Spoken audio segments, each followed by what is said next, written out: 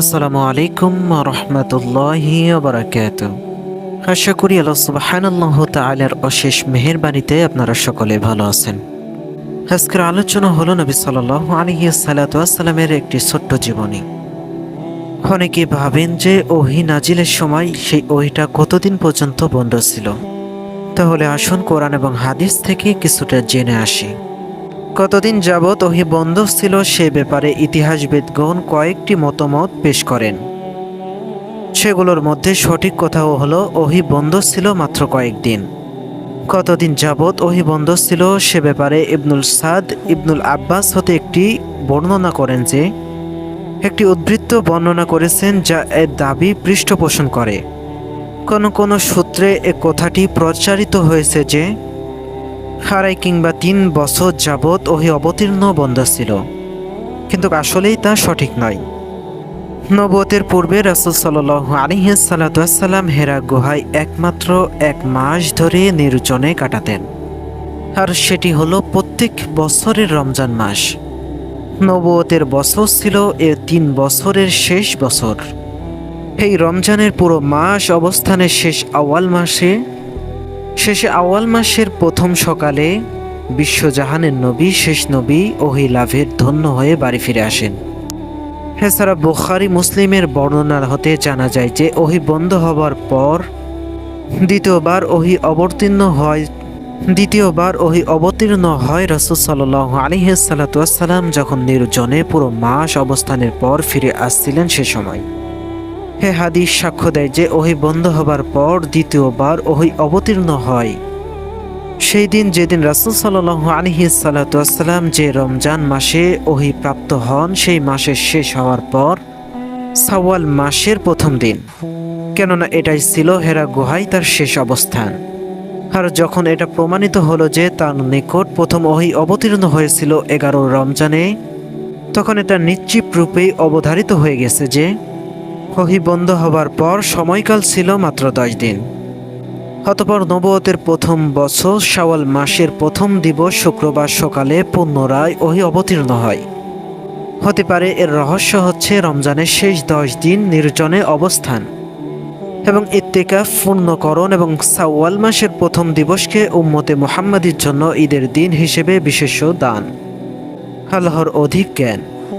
ওহী বন্ধ হবার সময়কাল রাসূল সাল্লাল্লাহু আলাইহি ওয়াসাল্লাম অত্যন্ত চিন্তিত এবং বিচলিত বোধ করতেন। সহিহুল বুখারী শরীফের তাবরির সংখ্যের ব্যাখ্যা পর্বে বর্ণিত হয়েছে যে ওহী বন্ধ হয়ে গেলে রাসূল সাল্লাল্লাহু আলাইহি ওয়াসাল্লাম এতই বিচলিত এবং তীব্র বোধ করতেন এবং তার দুশ্চিন্তা এবং স্বস্তিবোধ এতটাই অধিক বৃদ্ধি পেত যে পর্বত শিখর হতে ঝাঁপ দিয়ে মৃত্যুবরণ করার জন্য তিনি মনস্থির করে ফেলতেন। কিন্তু এই উদ্দেশ্যে যখনই তিনি পর্বত শীর্ষে আরোহণ করেছেন তখন জিবরাইল আলাইহিস সালাম তার দৃষ্টিগোচর হয়েছেন। জিবরাইল আলাইহিস সালাম তাকে লক্ষ্য করে বললেন, হে মুহাম্মদ সাল্লাল্লাহু আলাইহি সাল্লাম, আপনি আল্লাহর সত্য নবী। পুনরায় ওহী সহ জিবরাইল আলাইহিস সালামের আগমন। হাফেজ ইবনু হাজার বলেন যে নবী সাল্লাল্লাহু আলাইহি সাল্লামের উপর প্রথম ওহী অবতীর্ণ হওয়ার সময় তিনি কিছুটা ভয় ভীতির সঙ্গে বিস্ময়ভীত হয়ে পড়ে।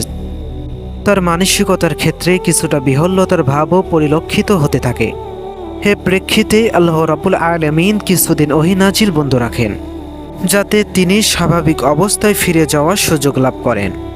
ঠিক তাই হলো। নবী করিম সাল্লাল্লাহু আলাইহি ওয়াসাল্লাম প্রথম ওহী নাজিলের অসুবিধা থেকে মুক্ত হয়ে যখন মন মানসিকতার ক্ষেত্রে স্বাভাবিক হয়ে উঠলেন, ওহী গ্রহণের জন্য মানসিকভাবে যখন প্রস্তুত হয়ে গেলেন, তখন জিবরাইল আলাইহিস সালাম পুনরায় ওহী নিয়ে আগমন করলেন। সহিহুল বুখারীতে জাবির ইবনে আব্দুল্লাহ রাদিয়াল্লাহু আনহু হতে বর্ণিত আছে যে ঘটনার বর্ণনার সঙ্গে রাসূল সাল্লাল্লাহু আলাইহি সাল্লাম বলেন, আমি পথ ধরে চলছিলাম, এমন সময় হঠাৎ আকাশ থেকে একটি আওয়াজ আমার শ্রুতিগোচর হলো। আকাশের দিকে দৃষ্টি নিক্ষেপ করতে আমি সেই ফেরেশতাকে দেখতে পেলাম যিনি আমার নিকট হেরা গুহায় আগমন করেছিলেন। তিনি আকাশ ও পৃথিবীর মধ্য স্থানে কুরসিতে উপস্থিত ছিলেন। তখন আমি সাথে সাথে ভয় পেতে লাগলাম। তারপর আমার সহধর্মিনীর নিকট এসে বললাম, আমাকে চাদর দিয়ে ঢেকে দাও। তিনি আমাকে চাদর দিয়ে ঢেকে দিলেন। তারপর আল্লাহ তাআলা বলেন, ওহে বস্ত্র আবৃত ব্যক্তি, ওঠো এবং সতর্ক করো। আর তোমার প্রতিপালকের শ্রেষ্ঠত্ব ঘোষণা করো। তোমার পোশাক পরিচ্ছদ পবিত্র রাখো, যাবতীয় অপবিত্রতা থেকে দূরে থাকো। পবিত্র কোরআনুল কারিমে সূরা মুদ্দাসসিরের ৭৪ নম্বর সূরা ১ থেকে ৫ পর্যন্ত আয়াত ওহী অবতীর্ণ করেন। এরপর থেকে অবিরামভাবে ওহী অবতীর্ণ হতে থাকে। এ কটি আয়াত নবুয়তের প্রাথমিক অবস্থায় ওহী বন্ধ হবার কয়েকদিন পর অবতীর্ণ হয়। তার উপর দায়িত্ব অপর্ণের দুটি স্তর রয়েছে, যা ধারাবাহিকভাবে বর্ণনা করা হলো। এক হাদিসে নবী সাল্লাল্লাহু আলাইহি সাল্লাম বলেন, আমি হেরা গুহায় ইত্তেকাফ করি। যখন আমার ইত্তেকাফ সম্পূর্ণ হয় তখন আমি নিচে অবতরণ করি। সে সময় আমি বাতনে ওয়াদি অতিক্রম করি, তখন আমাকে ডাক দেওয়া হয়। আমি টাকায় ডানে বামে সামনে পিছনে কিন্তু কিছুই দেখতে পাই না।